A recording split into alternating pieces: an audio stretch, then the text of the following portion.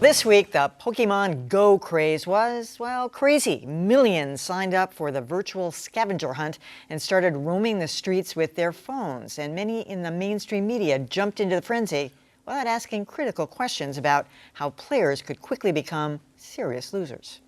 It's the sculpture. On the streets of Alston, it was easy to find Pokemon Go players hunting for their next destination.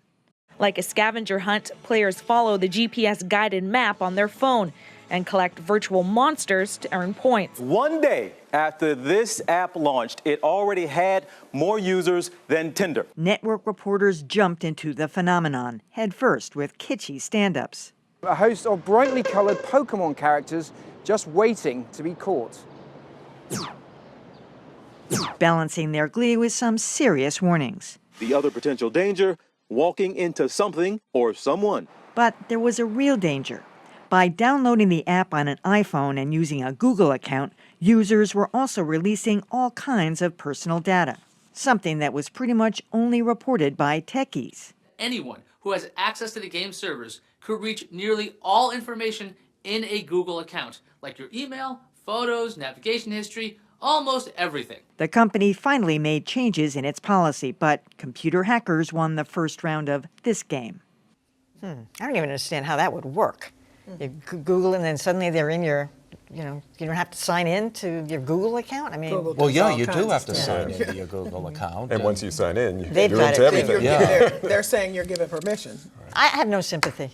You don't? Oh, zero. No. Whenever you play these kinds of games, I mean, anything you do like that, you're opening yourself up. So to that. You don't think the press dropped the ball in not covering that, or they probably did? I think they were dismissive of that. This is the same thing that we do with Apple and all these things with covering these big, But we're so enthusiastic about it, but you don't look at the downside. On the other hand, I'm not really sympathetic to the downside. It all happened very quickly, too, though. This is one of those times where the game comes out, within a couple of days, millions of people are downloading it. I hadn't even heard about the thing, and then it's the second or lead story on PBS as I'm driving down the road, and I have to call my son up to find out, what is this all about? And then he filled me in on it. So I think it happened in a short period of time, and you have seen the tech magazines and so forth covering it, and the rest of the reporters coming along now, because there are some serious concerns. But also on the upside, as we've read, there have been a couple of bodies that have been found of people out there. So I guess two people fell off a cliff yesterday. Right. Well, the people are dying, and then they're finding dead people as well. So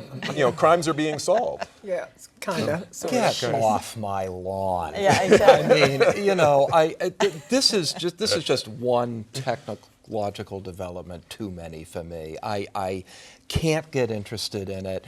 The one thing I am interested in is how it is fostering our pre-existing predilection for bad behavior. I mean, already... They look like they're having fun. They look like they're having fun. They've been playing it at Arlington National Cemetery, and people had to ask them to not play it at Arlington National Cemetery.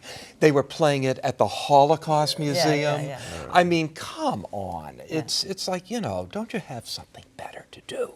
Well, what I'm interested in, and I'm sorry I don't know, is usually when these products launch, the CNET folks and the other people that cover tech have a chance to evaluate it, in which case they then catch stuff like this. But it doesn't seem as though it went by them, maybe because it was free to anybody, usually the ones that are paid. The BuzzFeed guy is the one who caught it. Yeah, but I'm just saying it didn't usually, before anybody else gets it, the regular people, they have had a chance to play with it or whatever and give you, okay, now, know this or know that. And it didn't happen this time. Yeah, so where was Hiawatha Brave when we needed it? I do agree that the press dropped the ball when it came to privacy concerns, safety concerns for the people wandering around oblivious, which is, it's an increasing menace, objectively increasing menace. We have drivers who aren't paying attention, and we have pedestrians who aren't paying attention. Also, the cultural implications that Dan talked about, I think it happened because we're cheerleaders for tech in the mainstream media, and we are uncritical when it comes to any story that involves millennials. We get so excited when we can write about millennials because we think it makes us edgy. We think it shows that we're in tune with young people. We got to reinstate our critical faculties. This has a pull for a whole lot of group of baby boomers who are not millennials, who played as kids. So this is a double whammy. No, this wasn't around for baby boomers. Yeah, I got to say, it Pokemon was. So the draw for baby boomers. Baby boomers played Pokemon. Maybe for Gen X. Okay, Gen X. All right. I'm saying it wasn't millennials. It was the other generation. So you had a double draw, is my point.